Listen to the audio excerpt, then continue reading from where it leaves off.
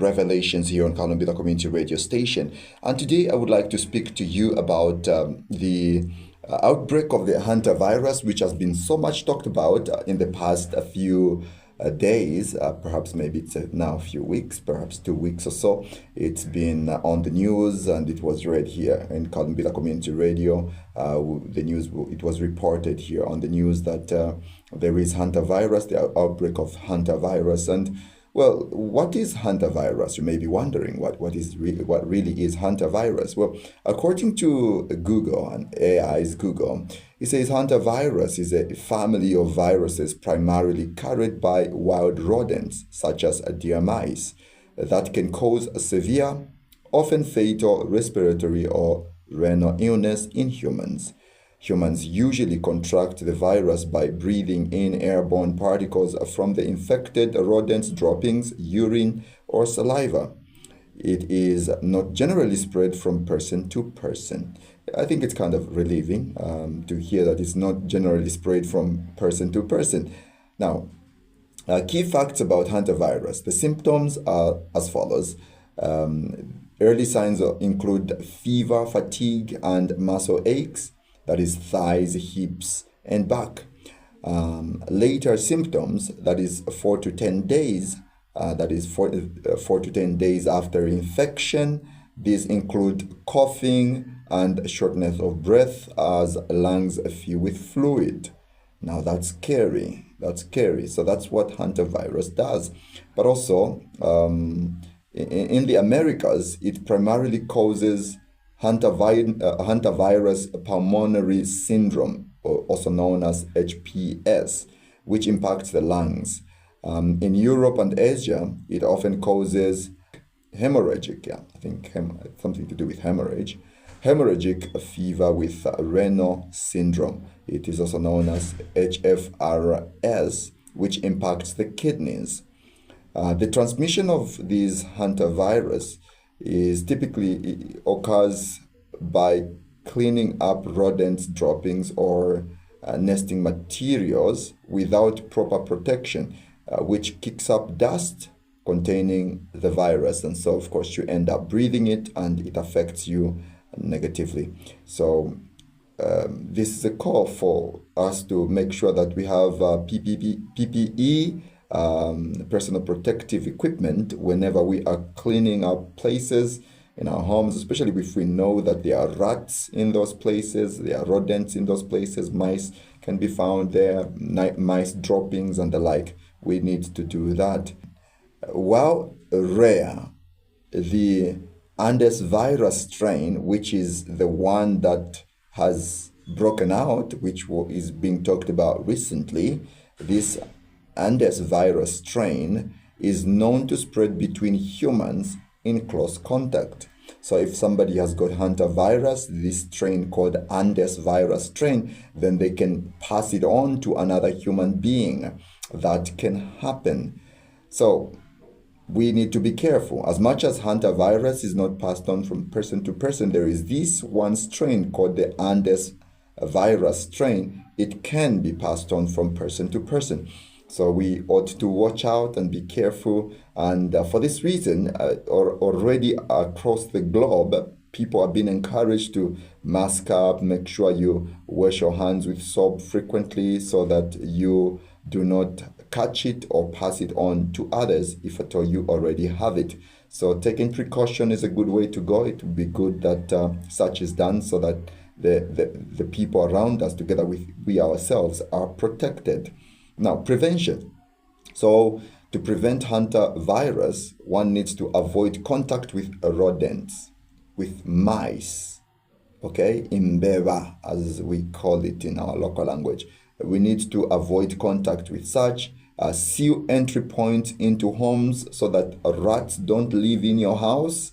Make sure that your house does not have rats. Rats are not in the house because that may just bring you hantavirus. And use caution, okay? That is, you must dampen with disinfectants if you are able. First do that when cleaning areas infected with rodents. So that's what we find from Google with regards to hantavirus. Now, what I want to say is this. I want to answer the question why hantavirus is there today, why it exists in this world. Well, it all starts with Genesis at the fall. This is a result of the fall. The Bible tells us in the book of Genesis chapter 3, we can read together from verse 17 if you are able, all the way to verse 19, where we are told the following. We are told, "Then to Adam he said, because you have heeded the voice of your wife, and have eaten from the tree of which I commanded you, saying, you shall not eat of it, cursed is the ground for your sake. In toil you shall eat of it all the days of your life. Both thorns and thistles it shall bring forth for you, and you shall eat the herb of the field. In the sweat of your face you shall eat bread till you return to the ground. For out of it you were taken, for dust you are, and to dust you shall return." So you see there that God pronounces a set of punishment for Adam, declaring the consequence of his action, and his action has been that of disobedience to God. He didn't listen to God and went against God and God's way. So the punishment for that, we are told in verse 18, both thorns and thistles it shall bring forth for you. Now I want to build on that and show the case for illnesses in the world. Verse 18 of Genesis chapter 3 shows us that thorns and thistles were not there. When God created the world and put everything in here, the world would not bear thorns and thistles. These things came as a result of the fall. It is because of sin, that's why we now have thorns and thistles growing in our fields. So, in other words, the ground never used to produce some of these things that it now produces. So, why does it now produce? It's because of sin that has entered the world. And so it is with the animals that God had made. Rodents, deer mice, and the like. They never used to bring illnesses. They never used to carry diseases with them so that they can infect humans. But because of the fall, these now carry with them diseases so that they are able to infect humans. So because of that, it is very important that we realize that illnesses are a result of the fall and not just a natural happening. This thing happened because the fall has happened. Now, why does God allow this to happen even today? Why has He allowed illnesses to take place, illnesses to happen? Well, it is because such are things that remind us of the fall.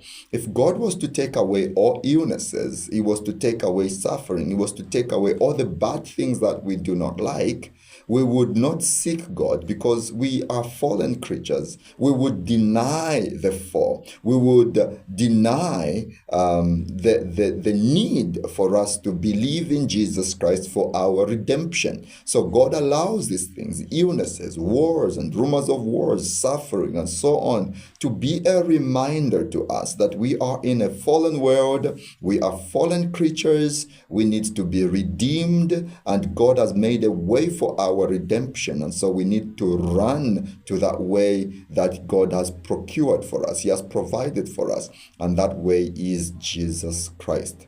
So our only hope of salvation and a life of free of illnesses, a life of bliss and all goodness is Jesus Christ only. So we need to come to Jesus Christ. We need to believe in Jesus Christ for the salvation of our souls and bodies. So if you haven't yet believed in Jesus Christ, well, may the illnesses that you see in this world, the suffering, the wars, the hatred, and all that cause you to turn to Jesus, believe in Him, and be saved by His grace. That is the Lord's will. That's the Lord's plan for you and I in this world. Well, with that, I end here with Revelations for today. The Lord bless you. We'll see you again next week, same time, right here on Kalumbila Community Radio Station. This has been your companion, Pastor Ben M. Sangende. Good day and enjoy the rest of your day.